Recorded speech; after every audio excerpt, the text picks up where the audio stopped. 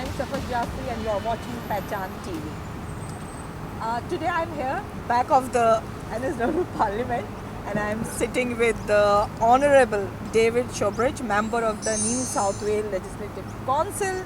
David Shoebridge is an Australian politician, environmental and social justice activist and former barrister. He has been a Greens member of the New South Wales Legislative Council since September 2010. Hello David, how are you? Oh good, that seems a long time now.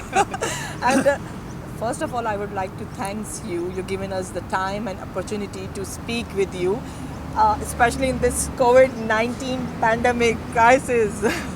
Yeah, that's okay. I mean, we're here in Sydney at the moment, and I think, like around the world, everyone's very anxious, and quite rightly anxious and concerned about their health of their communities, and we're hoping at the moment that things are okay in Sydney, but you know, across the world, there has been so much suffering and loss.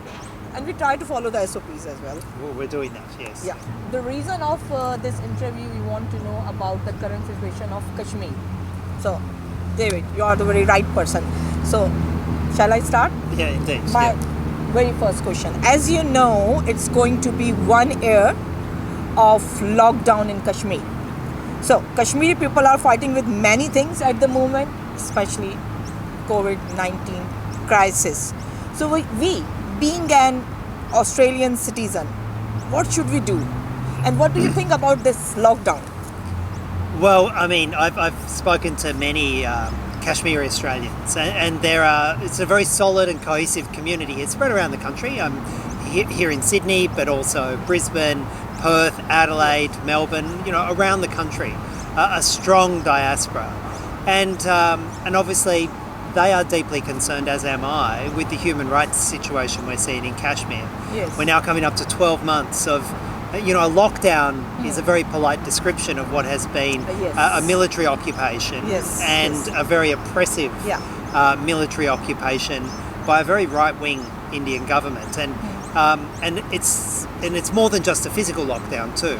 We've seen the journalists, the media excluded. We've seen a locking down of social media and external communications, and you know, when you talk to families here, they're concerned for their loved ones, they're concerned for their families, and they're asking the Australian government, well, will you take some action as well? So this is the very fine picture and true example of injustice in Kashmir. So, as you said, the mostly political big personalities are under house arrest. They're not allowed to talk with media. Where is the freedom of speech? What do you think? We've seen repeated resolutions by the United Nations saying that the people of Kashmir deserve the right to self-determination, and that surely must involve their own political leaders, their own politicians and representatives not being imprisoned because of who they are. And in this case, it's because I think there is a concern from the Indian occupation forces that allowing those political voices to be heard is obviously going to be against the military occupation, and it's part of, I think, what we're seeing, a long-term plan to in many ways take the Kashmiri majority, Kashmiri control out of that part of the world, and I think the Australian government at the moment has been next to silent about it. There are complex geopolitical reasons why we're being silent about it, but human rights issues should matter to us no matter where we live on this globe. What do you think? What's the reason of their silence? They don't want to comment about the Kashmir situation, occupied Kashmir. What do you think? What's the reason?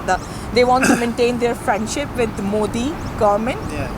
Well, they're very long-standing ties between Australia and India since Indian independence. I think many people in Australia have looked to India as an experiment in democracy, and for most of that post-World War II history, you know, a very successful experiment in democracy, and we've seen, I think, shared historical values with India. But in the last 10 years, we've increasingly seen Indian democracy become less and less vital more and more challenged by what we now see, a very right-wing, undemocratic government. And we're now seeing, and I think there's a reluctance in the Australian political class, and there's a lack of knowledge in the broader Australian population about this very right-wing, undemocratic, and in the case of Kashmir, quite brutal turn in Indian politics. Yes. So, what do you want to say to Kashmiri people? How they get the freedom? Any advice? Well, I mean, the advice that I'd always give. I'm a Greens MP, so we have basic principles that underpin our party. They are the right to grassroots democracy. Being able to organise yourself amongst your community and have control over your own politics. They are basic principles of democracy and peace. And I think the challenge at the moment for the Kashmiri people is there's effectively a foreign military occupying your country. Yes. And I think in those circumstances, maintaining peaceful resistance to that is something that everyone has a right to. But I'd say to the people of Kashmir as well, you should be looking to your friends around the rest of the world. Those politicians and those people who come from open democratic countries who should also be in your corner and also asking their governments to hold the Indian government to account. Thank you so much. And in the last, what do you think, what we as Australian citizen, what we do, how we participate in this, for the freedom of the Kashmir? Well, I'm quite certain that there will be events around the country on the 5th of August, marking those 12 months since the repression started in Kashmir. Obviously, those are going to need to be COVID safe, socially distanced, and very aware of our public health concerns. But also, we should be saying to our government, which is increasingly trying to sit down and do business with the Indian government, that we can't have a business dialogue over here and without a human rights dialogue to also match that. Exactly. And we should be insisting upon there being an ongoing human rights dialogue. And top of that list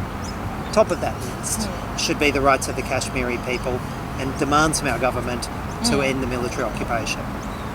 I'm very much impressed about your comments and your views. And he's a very brave man. This is my second meeting with David. You are such a nice human being. So, in the end, any message for our viewers?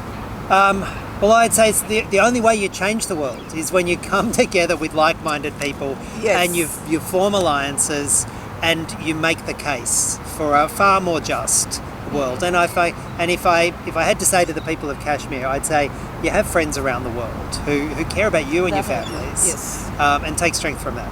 We care about Kashmiri freedom. Indeed. So thank you, viewers. Enjoy your freedom, because freedom is a gift of God.